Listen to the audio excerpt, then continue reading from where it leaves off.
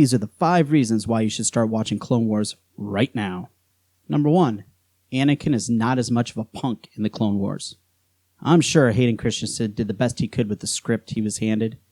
George Lucas is famously bad at writing dialogue and directing actors.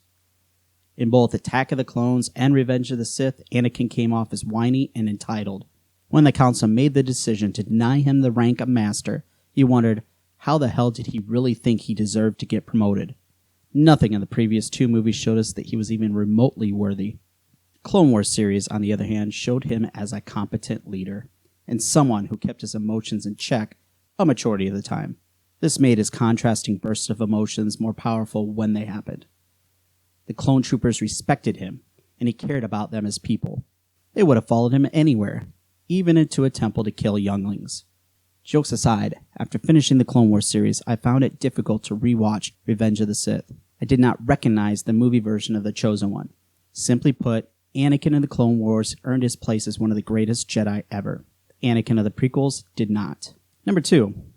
Padme has a purpose.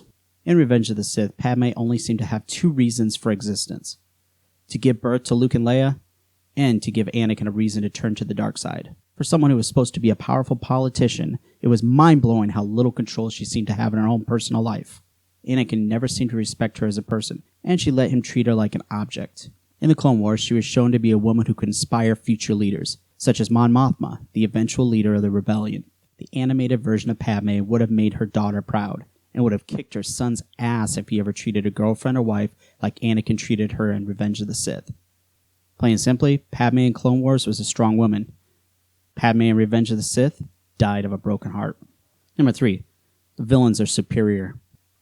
In the prequels, only one villain really gets the time for us to get to really hate him. Palpatine, of course, is the overall big bad of the entire Skywalker saga, so it is only fair that he gets the most screen time and dialogue. Other villains were inserted into the movies as nothing more than mini-bosses that the good guys needed to defeat in order to advance in their game.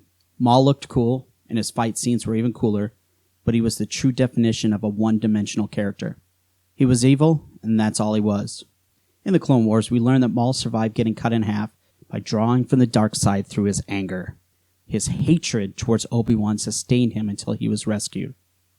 Throughout his time in the series, we learned that he was much more complex than the Phantom Menace would allow us to believe. He wanted power, he wanted revenge, and ultimately I think he wanted to belong to something. Losing his place by Sidious's side left him incomplete, and we would spend years trying to fill that hole. Dooku also got a better arc in the series. Dooku was shown to be truly idealistic. He was not in this position just to be a Sith Lord, but to fight for what he believed in. Then you throw in Asajj Ventress, a character who was heartbroken at her master's betrayal, and Cad Bane, perhaps the greatest bounty hunter in the history of Star Wars. And yes, he is a million times more skilled than Boba Fett, and you have intriguing characters on both sides of the conflict. Number 4. The clones are people too. What is the difference between a clone and a droid? If you're talking about the prequels, then the answer is almost nothing.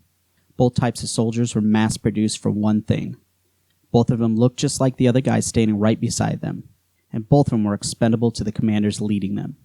Closest we got to an intimate moment with one of the clones is at the end of Revenge of the Sith, right before Commander Cody tried to kill Obi-Wan. In the Clone Wars, these soldiers were shown to be individuals. The genetics might be the same, but they had different personalities, preferences, and personal values.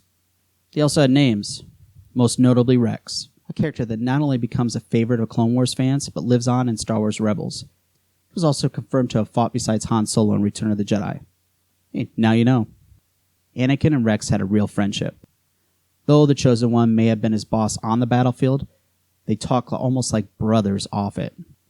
Watching the clones in the animated series and showing them as complex characters made their execution of Order 66 at the end of Revenge of the Sith even more heartbreaking of a moment. Number 5. Ahsoka Tano. Of course, you can't talk about the Clone Wars without talking about Anakin's Togruta Padawan. She is literally the reason the Clone Wars is coming back for a 7th season. Ahsoka's rise from an annoying character in the beginning to a fan favorite towards the end mirrors her own development as a Jedi. She started out as brash, overconfident, and too emotional at times. Kind of reminds you of someone. Unlike her master, though, she grew up and learned to control her more dark tendencies. One of the most emotional moments in all of Star Wars involves her making a courageous choice she would not have been able to make a couple years before.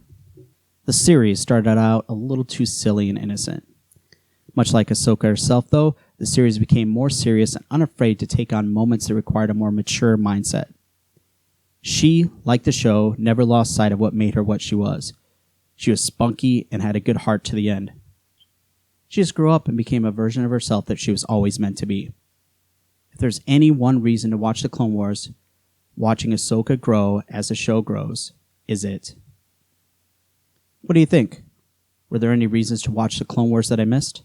Let me know in the comments. Thank you to everyone who has watched our videos. We are really enjoying making these. If you'd like to support our continued efforts, please subscribe and follow. You can also check out my novel, For Kwai from the Shadows. There's a link in the description below. Have a great day, and may the Force be with you.